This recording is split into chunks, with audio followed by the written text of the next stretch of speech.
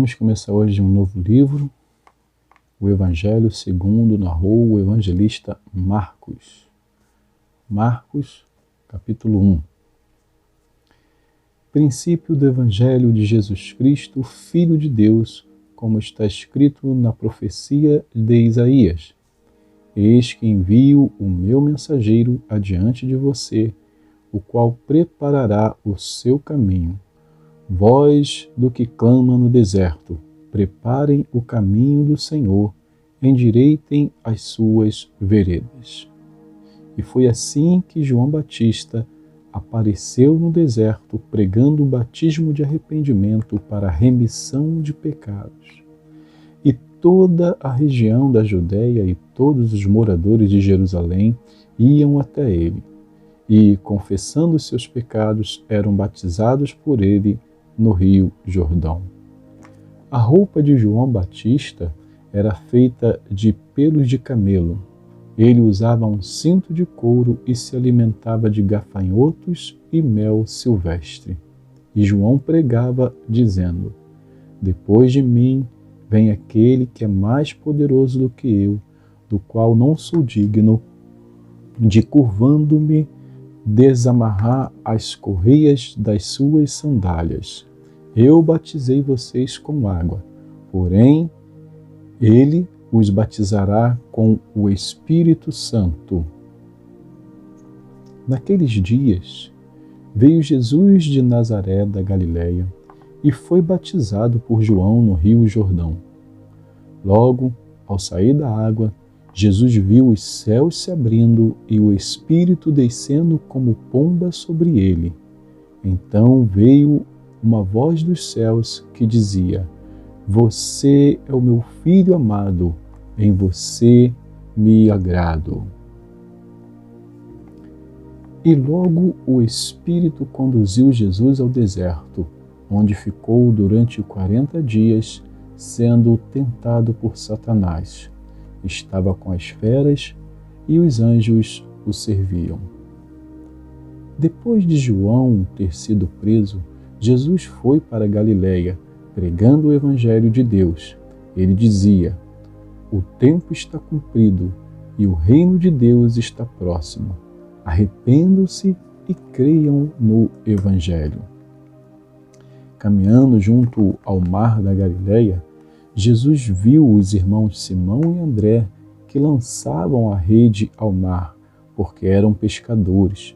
Jesus lhes disse: Venham comigo, e eu farei com que sejam pescadores de gente. Então eles deixaram imediatamente as redes e o seguiram. Pouco mais adiante, Jesus viu Tiago, filho de Zebedeu, e João, seu irmão, que estavam no barco consertando as redes. E logo os chamou, e eles seguiram Jesus, deixando o seu pai Zebedeu num barco com os empregados. Depois entraram em Cafarnaum, e logo no sábado Jesus foi ensinar na sinagoga. E maravilhavam-se com a sua doutrina, porque os ensinava como alguém que tem autoridade e não como os escribas. E logo apareceu na sinagoga um homem possuído de espírito imundo, o qual gritou: O que você quer conosco, Jesus Nazareno? Você veio para nos destruir? Sei muito bem quem você é, o Santo de Deus. Mas Jesus o repreendeu, dizendo: Cale-se e saia desse homem. Então o espírito imundo, agitando-o violentamente e gritando em alta voz, saiu dele. Todos se admiraram a ponto de perguntarem entre si: Que é isto? Uma nova doutrina? Com autoridade ele ordena os espíritos imundos e eles lhe obedecem. E a fama de Jesus se espalhou depressa em todas as direções, por toda a região da Galileia. E, saindo da sinagoga, foram com Tiago e João para a casa de Simão e André. A sogra de Simão estava de cama, com febre, e logo deram essa notícia a Jesus. Então, aproximando-se, Jesus pegou na mão dela e fez com que ela se levantasse. A febre a deixou e ela passou a servi-los. À tarde, depois do pôr do sol, trouxeram a Jesus todos os enfermos e endemoniados. Toda a cidade estava reunida à porta da casa, e ele curou muitos que se achavam doentes de todo tipo de enfermidade. Também expulsou muitos demônios, não lhe permitindo que falassem, porque sabiam quem ele era. Tendo-se levantado de madrugada, quando ainda estava escuro, Jesus saiu e foi para um lugar deserto e ali orava. Simão e os que estavam com ele procuraram Jesus por toda parte. Quando o encontraram, lhe disseram: todos estão à sua procura. Jesus, porém, lhes disse: vamos a outros lugares, aos povoados vizinhos, a fim de que eu pregue também ali, pois foi para isso que eu vim. Então ele foi por toda a Galiléia, pregando nas sinagogas deles e expulsando os demônios. Um leproso se aproximou de Jesus e lhe pediu de joelhos: se o Senhor quiser, pode me purificar. E Jesus, profundamente compadecido, estendeu a mão, tocou nele e disse: quero, sim, fique limpo. No mesmo instante, a lepra desapareceu dele e ele ficou limpo. E, advertindo-o severamente, logo o despediu e lhe disse: olhe, não conte nada a ninguém, mas vá, apresente-se ao sacerdote e ofereça pela sua purificação o sacrifício que Moisés ordenou para servir de testemunho ao povo. Mas, tendo ele saído, começou a proclamar muitas coisas e a divulgar a notícia, a ponto de Jesus não poder mais entrar publicamente em nenhuma cidade. Por isso, permanecia fora em lugares desertos, e de toda parte vinham ao encontro dele. Vamos então a 1 Coríntios, capítulo 4. 1 Coríntios, capítulo 4. Assim, pois, importa que todos nos considerem como ministros de Cristo e encarregados dos mistérios de Deus. Ora, além disso, o que se requer destes encarregados é que cada um deles seja encontrado fiel. Mas a mim pouco importa ser julgado por vocês ou por um tribunal humano. Nem eu julgo a mim mesmo, porque a consciência não me acusa de nada. Mas nem por isso me dou por justificado, pois quem me julga é o Senhor. Portanto, não julguem nada antes do tempo, até que venha o Senhor, o qual não somente trará à plena luz as coisas ocultas das trevas, mas também manifestará os desígnios dos corações. E então cada um receberá o seu louvor da parte de Deus. Meus irmãos, apliquei estas coisas figuradamente, a mim mesmo e a Apolo por causa de vocês, para que por nosso exemplo vocês aprendam isto. Não ultrapassem o que está escrito, para que ninguém se encha de orgulho a favor de um em prejuízo de outro. Pois quem é que faz com que você sobressaia? E o que é que você tem que não tenha recebido? E se o recebeu, por que se gloria como se não tivesse recebido? Vocês já estão fartos, já estão ricos, chegaram a reinar sem nós. Sim, quem dera vocês fossem reis, para que também nós viéssemos a reinar com vocês. Porque me parece que Deus pôs a nós, os apóstolos, em último lugar, como se fôssemos condenados à morte, porque nos tornamos espetáculo para o mundo, tanto para os anjos como para os seres humanos.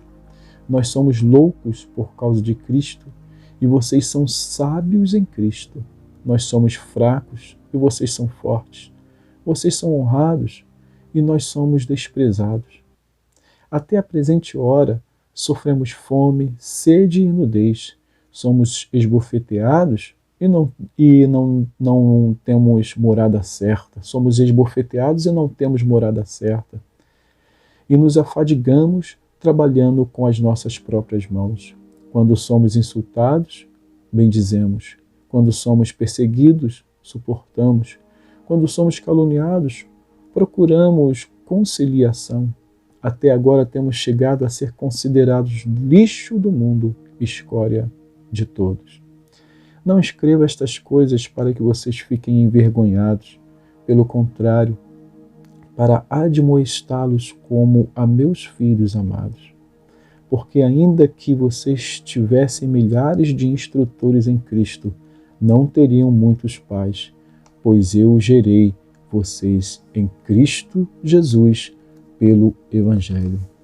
Portanto, eu peço a vocês que sejam meus imitadores.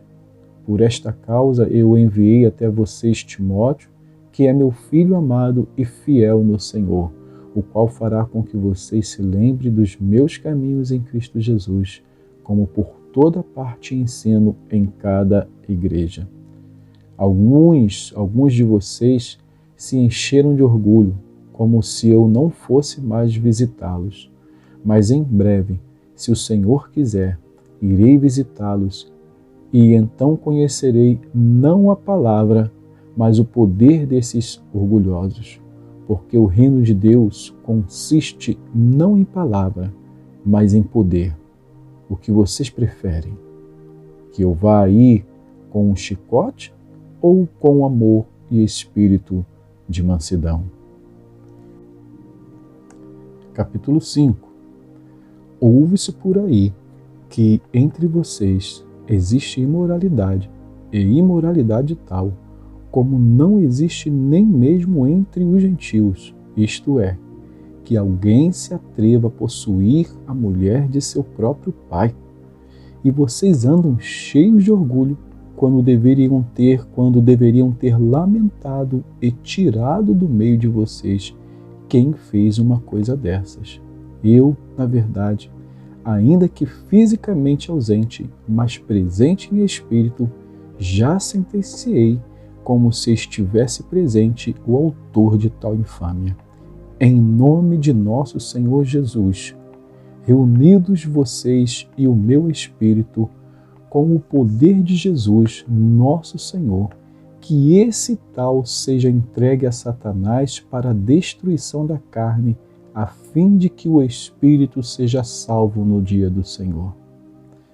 Não é bom esse orgulho que vocês têm. Por acaso vocês não sabem que um pouco de fermento leveda a massa toda? Joguem fora o velho fermento para que vocês sejam nova massa, como de fato já são, sem fermento. Pois também Cristo, nosso Cordeiro Pascal, já foi sacrificado. Pois também Cristo, nosso Cordeiro Pascal, foi crucificado. Por isso celebremos a festa, não com o velho fermento, nem com o fermento do mal e da maldade, mas com o pão sem fermento, o pão da sinceridade e da verdade. Na outra carta, já escrevi a vocês que não se associe com os impuros. Refiro-me com isto não propriamente aos impuros deste mundo, aos avarentos, ladrões ou idólatras, pois neste caso vocês teriam de sair do mundo. Mas agora escrevo a vocês que não se associe com alguém que, dizendo-se irmão, for devasso, avarento, idólatra, maldizente, bêbado ou ladrão, nem mesmo comam com alguém assim. Pois com que direito haveria eu de julgar os de fora? Mas será que vocês não devem julgar os de dentro? Os de fora, esses Deus julgará. Expulsem o malfeitor do meio de vocês.